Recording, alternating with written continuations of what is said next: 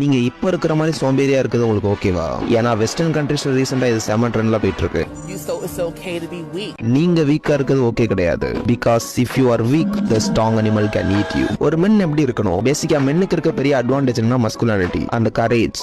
So இந்த video நீங்க இப்ப இருக்கிற மாதிரி பாய்ல இருந்து மென்னா மாறதுக்கான 3 ஈஸியான ஸ்டெப் தான் நான் சொல்ல போறேன். நம்பர் 1, செட் அ கோல். இப்போ நீங்க அடுத்து என்ன பண்ணணுங்கிற கிளியர் ஐடியா இருந்தா மட்டும்தான் நீங்க ப்ரொடக்டிவா இருப்பீங்க. சோ அதனால உங்களுக்குன்னு ஒரு கோல் கிரியேட் பண்ணி வச்சுக்கோங்க. லைக் மணி earn பண்ணணும் ஆசை இருக்கலாம், இல்ல ஃபிட்னஸ் டெவலப் பண்ணணும் ஆசை இருக்கலாம். சோ உங்களுக்கு எது கரெக்டா இருக்குமோ சோ அதை கோலா செட் பண்ணுங்க. Number 2, control your emotion. ஏன்னா இப்ப இருக்க மாடர்ன் வேர்ல்ட்ல நம்ம பாக்குற எல்லாமே டெம்டேஷன், லைக் ட்ரிங்க்ஸ், பான், சம்திங் எல்ஸ். இதுல கிடைக்கிற டெம்டேஷனை கட் பண்ணி உங்களோட எமோஷனை நீங்க கண்ட்ரோல் பண்ணுங்க. ஏன்னா mind set is everything. Number 3, stop your ego and be a student. ஏன்னா அங்க உள்ள பீப்புளுக்கு ஏதாவது ஒன்று தெரிஞ்சுட்டுனா எனக்கு தான் எல்லாம் தெரியும் அந்த ஈகோ மைண்ட் செட் வர ஆரம்பிச்சிடும். சோ அது இல்லாம ஸ்டூடெண்ட் மைண்ட் செட்டா இருங்க. நீங்க லைஃப் லாங் ஃபுல்லா ஏதாவது கத்துக்கிட்டே இருக்கணும். நிறைய பேர் சொல்லுவாங்க be a leader not a ஃபாலோவர்னு. அதுக்கு முன்னாடி இதை நல்லா புரிஞ்சுக்கோங்க. நீங்க ஒரு கிரேட் லீடரா இருக்கணும்னா you must know how to be a great follower. So உங்க எல்லாத்துக்குமே எல்லாமே தெரியாது. அதனால உங்க மென்டாரா இருந்தாலும் சரி, மென்டியா இருந்தாலும் சரி, அவங்கள்ட்ட இருக்க நாலேஜை நீங்க கத்துக்கோங்க. அவ்வளவுதான். Humble yourself and adapt a student mind set.